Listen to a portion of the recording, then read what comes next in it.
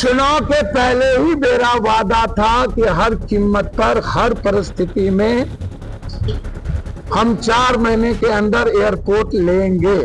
20 साल में के बाद पहले पप्पू यादव ने 196 करोड़ रुपया कुर्सेला टू बिहारीगंज में दिलवाया और पप्पू यादव के जाने के बाद वह रुपया बंद हो गया। जब चुनाव आता है तो कुकुर मुत्ते की तरह बाहर निकाल के फोटो छपवाने की जो ये होड़ लगता है कि जल्दी से एमएलए एमपी बने। तो सरकार से अंत में एक लाइन का है, विकास की जिम्मेदारी हम पर छोड़ दीजिए। पूर्णिया को दुनिया का नंबर 1 करने का दायित्व तो हमने उठाया है कमिश्नरी को। यदि आपको इतनी ताकत है तो मेरा एक विनम्र आग्रह, विकास का दायित्व तो हम पर छोड़ दीजिए, अपराधी माफिया को मिटाने का दायित्व ले लीजिए। और नीतीश बाबू और जदयू और बीजेपी के नेता से आग्रह करेंगे कि एक उपराजधानी बनाने की जो दायित्व है वो सिर्फ सरकार के पास है। मैंने 10 बार नीतीश जी से यह बात कही है, चिट्ठी लिखा है। आग्रह करेंगे कि पूर्णिया को सीमांचल, कोसी, मिथिलांचल और अंग देश के बीच के लिए आप एक उपराजधानी दे। ये पूर्णिया की जनता की जीत है, जिसने एक मजबूत बेटा को जन्म दिया जिसका नाम पप्पू है। नमस्कार, आप लाइव सिटीज देख रहे हैं, आपके साथ मैं हूं वसीम खान। देखिए, पप्पू यादव ने डंके की चोट पर बड़ी जंग फतेह कर ली है। जी हां, बिल्कुल पप्पू यादव का नाम गूंज रहा है। पप्पू यादव पूर्णिया, पप्पू यादव पूर्णिया। वहीं देखिए क्राइम की बात, सबसे पहले आप पप्पू यादव को सुनिए, चौंकाने वाला। और देखिए, पप्पू यादव ने 4 महीने का मोहलत मांगा था, 4 महीने का वक्त मांगा था। और उस 4 महीने में पप्पू यादव ने जो कहा वो कैसे कर दिखाया, पूरा दस्तावेज। सर, ये लोकसभा का आदेश, Patna Purnia high court bench, question का उत्तर है ये मेरे पास।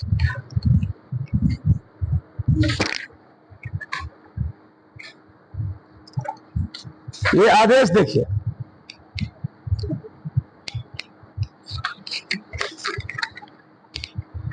फिर ये आदेश देखिए न्याय मंत्री का। ये देखिए सर, आपको देखना जरूरी है, आप नहीं देखिएगा तो हम घबरा जाए।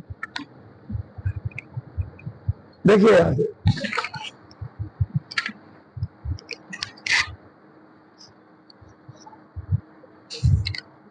ये फिर 19 दिसंबर का ये आदेश है।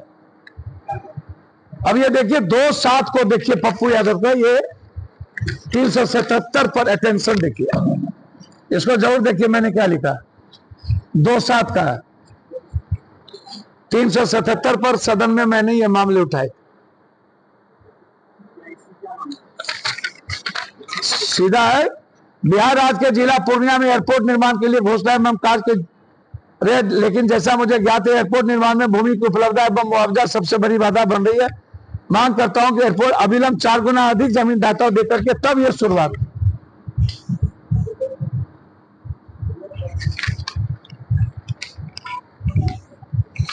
अब आप हमें बताएं कि इतना सीएनजी ये पूर्णिया को मिला है, इस कमिश्नरी को, 3 जिला को।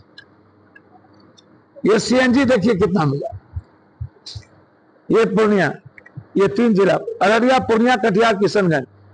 31 मार्च ऑर्डर हो गए। बिहार में कहीं भी नहीं मिला है, आप उठा के देख लीजिए, मेरे पास लिस्ट है।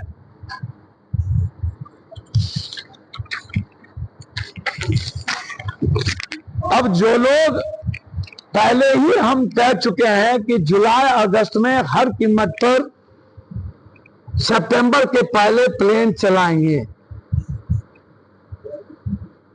चुनाव के पहले ही मेरा वादा था कि हर कीमत पर हर परिस्थिति में हम 4 महीने के अंदर एयरपोर्ट लेंगे। जो लोग गामा पहलवान हैं,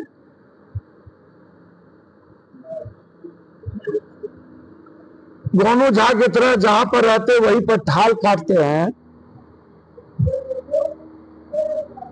हम उन गौमा पालमान से आप पूछेंगे कि 20 साल तक कुंभकर्ण की निंद्रा में कहां थे जब पप्पू यादव नहीं थे, तब कहां थे? रेलवे का यार्ड चला गया श्रीनगर, आप ले जा पाए? पूरा पूर्णिया कोर्ट तबाह था। डीआरएम 3 बार आ गए, 4 बार कभी आता था? पूर्णिया कोर्ट में 2 महिला और पुरुष के बैठने के लिए बन के कंप्लीट हो गया, कभी बना था? 2 काउंटर खुल गए, कभी खुला था? जलालगढ़ से किशनगंज का काम शुरू हो गया सर्वे का, कभी हुआ था? 20 साल में के बाद पहले पप्पू यादव ने 196 करोड़ रुपया कुर्सेला टू बिहारीगंज में दिलवाया, और पप्पू यादव के जाने के बाद वो रुपया बंद हो गया।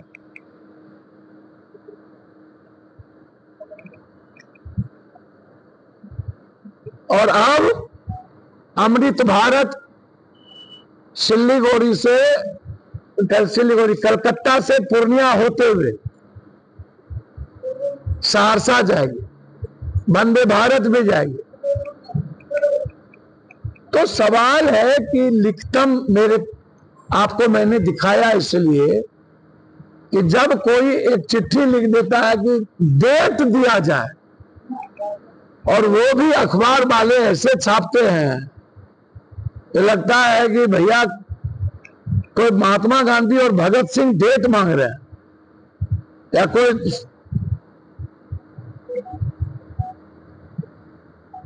कौन है सिविल सोसाइटी? अरे इतना ही सिविल सोसाइटी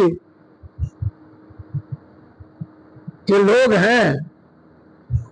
तो मेरा आग्रह है कि हम जिन जिन कामों को बढ़ा रहे हैं आप सरकार से करवा दीजिए, हम स्वागत करेंगे आपका। पूर्णिया में हम मिलकर सहयोग लेना चाहेंगे सबसे, लेकिन सरकार की कितनी भूमिका?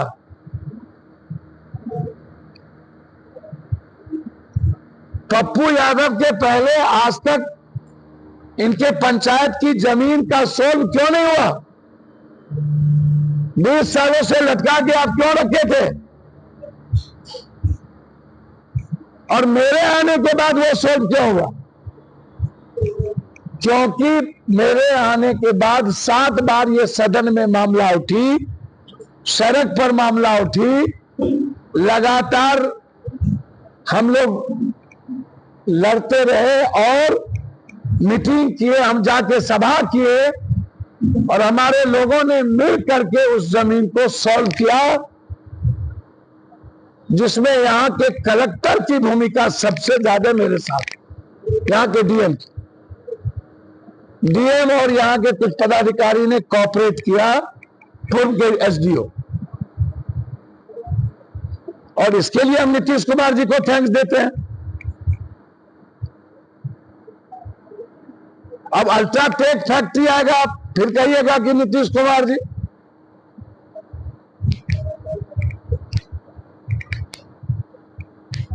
बस स्टैंड का लगातार चुनाव जीतते ही सदन और सदन के बाहर चिट्ठी लिखना हमने शुरू कर दिया। हम जीतते ही सबसे पहले बस स्टैंड गए थे, और बस स्टैंड जा करके पप्पू यादव ने कहा था कि मुझे हाईटेक बस स्टैंड में बनाऊंगा। इसके 20 साल पहले ये लोग कहां थे? कोई मुख्यमंत्री और मंत्री कोई नया तो नहीं बने 1 साल पहले। तो हम जानना चाहेंगे कि 20 साल पहले कहां थे।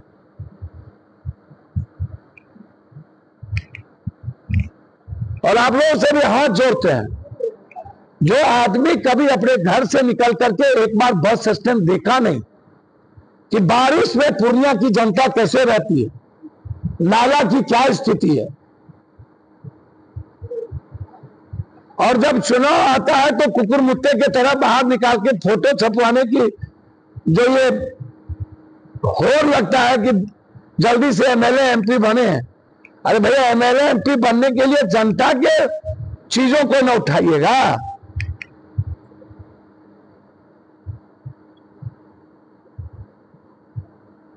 तो इसीलिए मेरा आग्रह आपसे है और सरकार से अंत में एक लाइन का है, विकास की जिम्मेदारी हम पर छोड़ दीजिए। पूर्णिया को दुनिया का नंबर 1 करने का दायित्व हमने उठाया है कमिश्नरी को।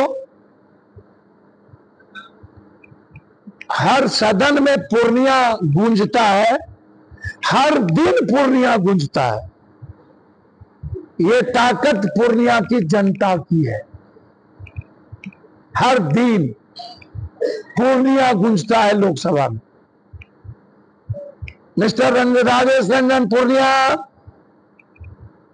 हर दिन पूर्णिया, हर दिन पूर्णिया। यदि आपको इतनी ताकत है तो मेरा एक विनम्र आग्रह है, विकास का दायित्व हम पर छोड़ दीजिए।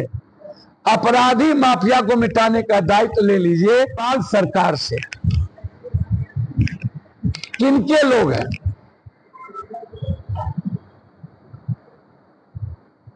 जो जमीन को लूटने के लिए जो आके गोली चलाई, ये कहां के हैं? कौन लोग हैं? क्या अब भी माफिया तंत्र जिंदा रहेगा? क्या ऐसे लोग जिंदा रहेंगे जो दिन में आकर के जमीन के चलते करते हैं? तो पप्पू यादव का सीधा है, हम विकास करते हैं, हम हाईकोर्ट ला रहे हैं और नीतीश बाबू और जदयू और बीजेपी के नेता से आग्रह करेंगे कि एक उपराजधानी बनाने की जो दायित्व है वो सिर्फ सरकार के पास है।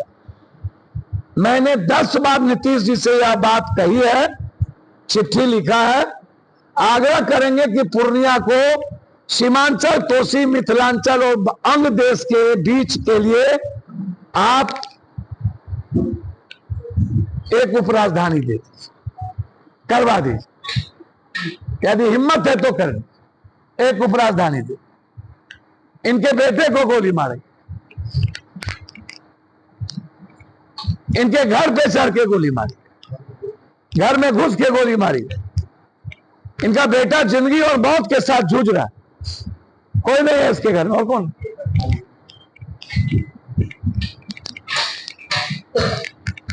बस अब इस जमीन माफिया लोगों से हमारे पूर्णिया को छुटकारा दिला दे। इतना करिए ना, जो लोग विकास की बात करते। और मेरा आग्रह है कि आप उपराजधानी बना दीजिए। पप्पू यादव, नीतीश कुमार जी का चरण पादु करे। हाँ बिल्कुल भैया, मैंने आपको कहा, आप तो अविनाश शाह का नाम ले लिए, हम तो किसी का नाम नहीं लेते। अवनीश शाह, बिल्कुल आपने सही कहा। अवनीश शाह एक जगह कब्जा किए हुए हैं। आप जब प्रश्न किए तो मैं आपसे पूछ रहा हूं, मैं नहीं जानता। मैं पूछ रहा हूं कि अवनीश शाह जी पहले भी एसपी सस्पेंड हुए थे, याद होगा, बंगाली का जमीन।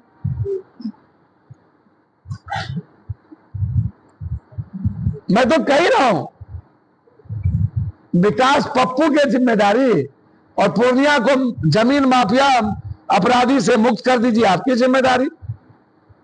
और हम हाथ जोड़ के पूर्णिया की जनता की तरफ से भीख मांगते हैं कि हमको आप सिर्फ एक उपराजधानी दे दीजिए, यदि आप विकास की बात करते हैं, और हाईकोर्ट बेंच को स्वीकृति दिला दीजिए। पूर्णिया एयरपोर्ट, ये पूर्णिया की जनता की जीत है, जिसने एक मजबूत बेटा को जन्म दिया, जिसका नाम पप्पू है। तो आपने सुना पप्पू यादव को। देखिए पप्पू यादव क्या कुछ कह रहे थे, आपने सुना। देखिए पूर्णिया एयरपोर्ट की सौगात पप्पू यादव ने कहा कि मैंने कहा था कि मैं जीतूंगा तो पूर्णिया में जहाज उड़ेगा, और अब बहुत जल्द पूर्णिया में जहाज उड़ेगा। दूसरे तरफ देखिए हाईटेक बस स्टैंड बनाने की बात, और पप्पू यादव जीतते ही बस पड़ाव गए थे, यानी बस स्टैंड गए थे और वहीं से ऐलान किया था। 4 महीने का मोहलत मांगा था और देखिए अब पप्पू यादव कैसे जनता के बीच किया हुआ वादा पूरा कर रहे हैं, एक कर एक, और कहते नजर आ रहे हैं कि लोकसभा सदन के अंदर भी पूर्णिया का नाम गूंजता है। पप्पू यादव, पूर्णिया। फिलहाल इस वीडियो में इतना ही। आपका बहुत बहुत शुक्रिया।